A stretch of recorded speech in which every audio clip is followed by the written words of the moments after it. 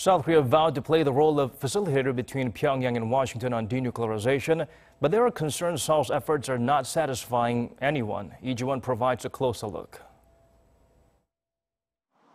Soon after the Hanoi summit, South Korea's foreign ministry said it's talking with the U.S. about scheduling a sit-down for their top diplomats.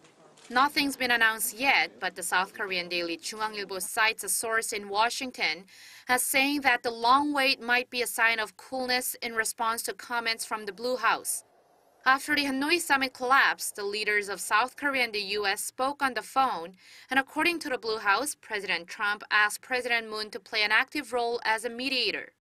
But the JoongAng Ilbo source said what President Trump actually asked for was that Seoul persuade Pyongyang into agreeing to Washington's so-called big deal instead of delivering the North's message to the U.S. To that claim, the Blue House said that it doesn't feel the need to respond, and Seoul's foreign ministry said it's working closely with the U.S. on various levels. North Korea has been more upfront in its criticism on the South. Earlier this month, the North's vice foreign minister said South Korea is not an arbiter, but another player. The regime's state-run media reiterated that message, urging Seoul to take a more independent stance rather than seeking approval from the U.S. The North's temporary withdrawal from the inter-Korean liaison office last week is widely viewed as a show of frustration. A North Korea expert thinks these criticisms show how North Korea and the U.S. are asking South Korea for very different things, and that Seoul does not have a plan of its own.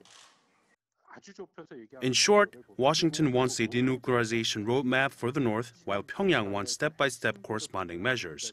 So Seoul has to come up with a proposal that satisfies both, like making that roadmap and pairing each step with corresponding measures that may include partial sanctions relief. It also helps if Seoul can get China, Japan, and Russia to support this.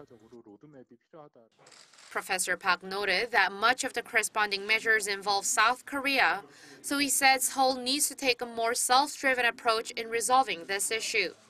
Lee Ji-won, Arirang News.